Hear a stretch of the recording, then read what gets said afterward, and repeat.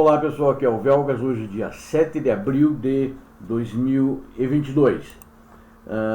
Kyiv, a capital da Ucrânia, foi uma derrota russa que Putin não engoliu e não vai engolir, mas tem que aceitar e inventar uma desculpa, uma mentira, porque eles não tomaram Kyiv. E porque não permaneceram lá, na realidade foram repelidos. A luta começou mal para os invasores russos e tudo aconteceu errado a partir daí, apesar da grande destruição que os russos fizeram em Kyiv e em toda a Ucrânia. Peço a vocês, inscrevam-se no canal, deem seu like, compartilhem com suas redes sociais. Quando o presidente Vladimir Putin lançou sua guerra particular, né, que na realidade ela é, tem que dizer, é particular, mas ela é em nome da nação russa, né? Então é a nação russa que está atacando a Ucrânia. Em 24 de fevereiro, após meses de acúmulo nas fronteiras da Ucrânia de tropas, ele enviou centenas de comandos de helicópteros, os melhores dos melhores soldados das forças especiais, os famosos e temidos, pelo menos auto-temidos, todo mundo olha, via os vídeos deles, Spetsnaz, da Rússia, para atacar e tomar um aeródromo levemente defendido, a porta de Kyiv, ou seja, fica exatamente esse aeródromo chamado Hostomel, a 15 quilômetros do centro de Kyiv. E ele era usado para testar os aviões da fábrica Antonov, inclusive também é chamado aeroporto Antonov, e também para aviões militares. Outras forças russas atacaram em outros lugares da Ucrânia, ao mesmo tempo, inclusive em direção à cidade oriental de Kharkiv, bem como na contestada região de Donbás e ao longo da costa do Mar Negro. Mas como sede do poder nacional, Kyiv era o prêmio principal para o presidente Vladimir Putin. Assim, o impulso das forças aerotransportadas de elite nas horas de abertura da guerra. Mas o ditador Putin não conseguiu atingir seu objetivo de esmagar rapidamente o exército ucraniano. Aliás, não conseguiu nem esmagar. Com menos capacidade de fogo tinha o exército ucraniano em menor número de soldados, mas muito bem treinados e muito bem preparados. Os russos estavam mal preparados, ao contrário, para a brava e patriótica resistência ucraniana. Provaram ser incapazes de se ajustar aos contratempos, falharam em combinar efetivamente as operações aéreas e terrestres, julgaram mal a capacidade da Ucrânia de defender seus céus e estragaram funções militares básicas, como planejar e executar o movimento de suprimentos. Por enquanto, pelo menos as forças do ditador Putin se afastaram de Kyiv, para o leste da Ucrânia. Na realidade, eles foram repelidos e foram tirados um a um das cidades menores. Lamentavelmente, nas cidades como Bucha, eles fizeram massacres de civis, assassinaram inocentes, estupraram mulheres na frente de seus filhos. Em última análise, o ditador russo pode alcançar alguns de seus objetivos lá no leste da Ucrânia, talvez. No entanto, seu fracasso em tomar Kyiv será lembrado por muito tempo na história militar e na história geopolítica, e mesmo será alvo em muitos círculos de chacota, pela forma como desafiou as expectativas pré-guerra e as divulgou, e expôs fraquezas surpreendentes, um exército considerado um dos mais fortes do mundo, pelo menos eles assim se consideravam, e quem olhava para eles, até o exército americano, que é o exército mais forte do mundo, também achava isso, né? E os NATO, todo mundo temia o exército russo. Pelo menos os russos se consideravam o exército mais forte do mundo. Um mito que desabou depois dessa campanha fracassada e incompetente até agora. É impressionante, disse o historiador militar Frederick Kagan, do Instituto para o Estudo da Guerra, que diz não conhecer nenhum paralelo com uma grande potência militar como a Rússia invadir um país e fracassando tão completamente. Na primeira manhã da guerra, helicópteros de assalto russos Mi-8 voaram para o sul em direção a Kyiv, capital da Ucrânia, em uma missão para atacar o aeródromo de Hostomel, na periferia noroeste da capital. Ao capturar o aeródromo, também conhecido como aeroporto Antonov, como eu já falei, os russos planejavam estabelecer uma base para voarem mais tropas e veículos blindados leves a uma curta distância do coração da maior cidade do país, que é a capital. Não funcionou assim. Vários helicópteros russos foram atingidos por mísseis das tropas ucranianas antes mesmo de chegarem ao aeroporto. E uma vez instalados, quando eles chegaram, desceram no aeroporto, já no primeiro dia que estavam lá, a Ucrânia destruiu 20 helicópteros em terra, graças ao forte fogo da artilharia ucraniana. Um esforço para assumir o controle de uma base aérea militar também em Vassilkiv, no sul de Kiev, também encontrou forte resistência e viu vários aviões russos de transporte IL-76 cheios de paraquedistas sendo transportados, derrubados pelas defesas ucranianas. Embora os russos tenham finalmente conseguido controlar o aeródromo de Gostomel, a feroz resistência dos ucranianos na região da capital forçou a repensar um plano de invasão baseado na expectativa de que os ucranianos desistiriam rapidamente.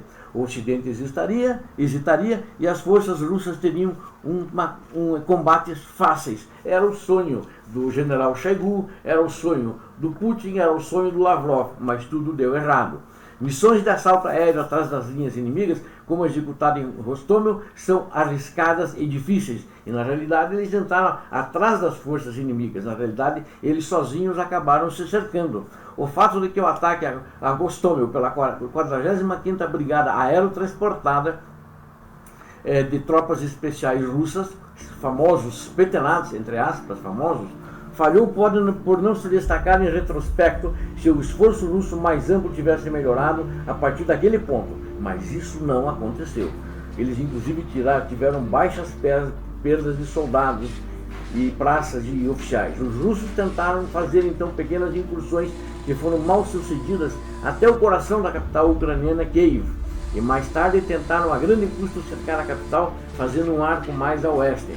Contra enormes probabilidades, os ucranianos resistiram e reagiram, parando os russos e colocaram em uso efetivo uma ampla gama de armas ocidentais, incluindo armas antitanque, portáteis, mísseis Javelin, mísseis antiaéreos Stinger disparados do ombro de soldados. Na semana passada, os russos abandonaram o aeródromo de Rostomel como parte de uma retirada total para a Bielorrússia. Essas tropas eram transportadas e voltaram para a Bielorrússia. E outras tropas das localidades próximas dirigiram-se ao leste da Ucrânia, aparentemente para reagrupar e fazer uma ofensiva maior ao leste da Ucrânia. Um aspecto secundário da batalha foi Kiev. Em Kiev foi a saga completamente divulgada de um comboio de reabastecimento russo que se estendia por dezenas de quilômetros. E o comboio, na realidade, ele parou por falta de reabastecimento. Tinha tanques de guerra, carros blindados, carros de transporte de tropa. E ele estava ao longo de uma estrada principal em direção à capital. Inicialmente parecia ser um sinal muito preocupante, inclusive eu fiz essa análise e muito detalhadamente. Agora o bicho vai pegar, vamos pegar Kiev, né? E inicialmente ficou muito preocupante acho que para os próprios ucranianos. Mas o exército ucraniano conseguiu atacar os elementos do comboio que tinham uma capacidade off-road muito limitada. Eles sabiam andar no asfalto da estrada principal e, portanto, eventualmente se dispersaram ou se tornaram fatores relevantes na luta e estavam sem combustível e sem comida. Eles nunca forneceram um reabastecimento de valor para as forças russas que estavam se reunindo ao redor de Kiev, nunca realmente vieram em seu auxílio, ou seja, a logística do exército russo era um fracasso, foi um fracasso. Disse o porta-voz do Pentágono, John Kirby, inclusive, corroborando isso que eu estou dizendo. Quer dizer, ele não me corroborou, eu estou pegando isso do discurso dele. Os ucranianos pararam aquele comboio rapidamente, sendo muito ágeis, dizia ele, derrubando pontos, atingindo veículos de blindados e tanques e interrompendo seu movimento. Os russos subestimaram o número de tropas que precisariam e mostraram uma incapacidade surpreendente de desempenhar funções militares básicas. Eles julgaram muito mal o que seria necessário para avançar, para vencer a batalha pela capital da Ucrânia, disse John Kirby. Isso seria difícil, mesmo que o exército russo tivesse provado ser competente, né? Ele provou, o exército russo, ser totalmente incapaz de conduzir uma guerra blindada moderna.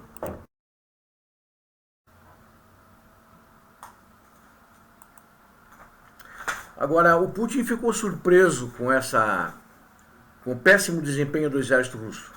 Mas não foi só ele, né? Eles tiveram muito fracasso, mas as autoridades americanas ficaram, né? Dos Estados Unidos da América, as autoridades da Europa, da NATO, ficaram todas surpresas, porque até os próprios serviços de informação, pelo tamanho do exército que estava invadindo e versus do tamanho do exército ucraniano, eles achavam que isso aí, 3 dias, uma semana, eles iam tomar a capital e iriam também tomar toda a Ucrânia.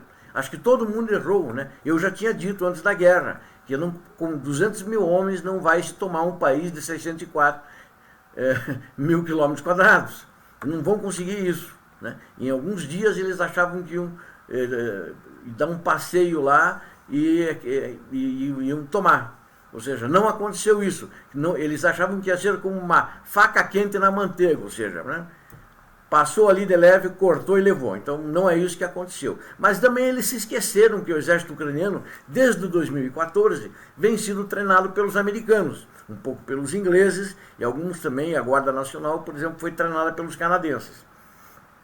Então, é um exército bem preparado. Eu diria o seguinte, se você comparar por causa do treinamento americano e o treinamento russo, acho que o exército americano é melhor, porque treinou e conseguiu manter. Mas o exército americano não acreditava que a Ucrânia ia aguentar. E aguentou.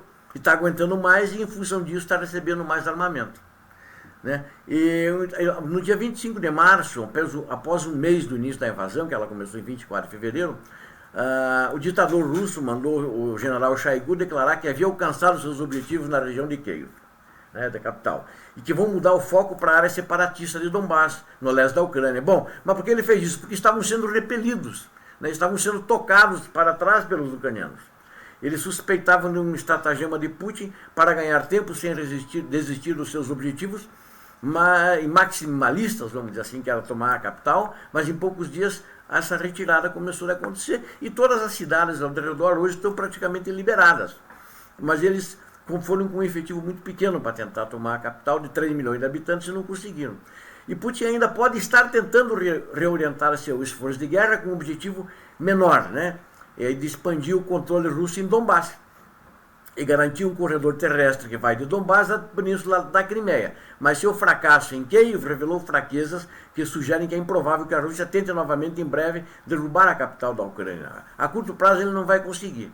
Acho que vai demorar mais de um ano, né? Mas no geral a campanha russa em toda a Ucrânia não teve sucesso, foi um fracasso de planejamento, fracasso de estratégia, fracasso do treinamento dos soldados, onde os russos conquistaram apenas algumas cidades muito pequenas, sem nenhuma expressão política a nível de Ucrânia. E quando foram expulsos na fuga, fizeram crimes contra a humanidade, como Bucha, que está sendo muito discutido agora nos últimos dias, assassinando e estuprando a população local.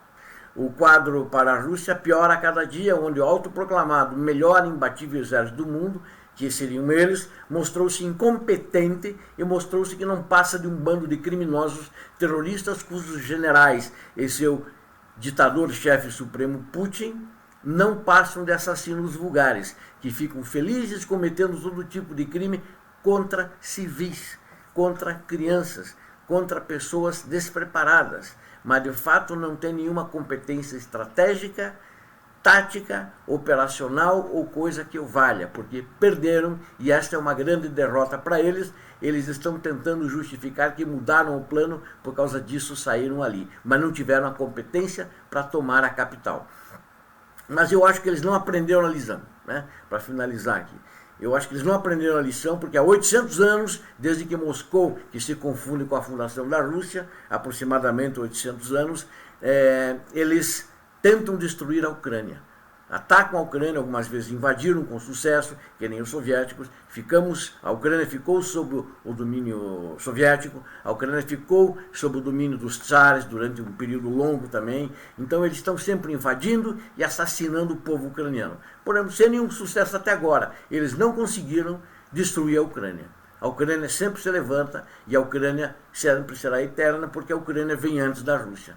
E eu vejo que essa guerra vai continuar como vem acontecendo desta fundação da Rússia, que não tolera ter em sua origem na Ucrânia, que ela, na verdade, foi fruto da traição. Eles têm a traição, a violência, o assassinato no histórico e no DNA nacional. Essa, sem dúvida nenhuma, é a Rússia. Peço a vocês, inscrevam-se no canal, deem seu like e compartilhem com suas redes sociais. Quero apelar novamente e continuem as orações pela paz, pelas almas que tiveram suas vidas ceifadas pelo terrível e assassino das hordas russas, até dizer soviéticas, eu ia dizer, mas não, das hordas russas de Vladimir Putin, que estão assassinando o povo. Obrigado a todos, Deus abençoe a todos, Deus abençoe a Ucrânia, Deus abençoe o Brasil, paz e bem.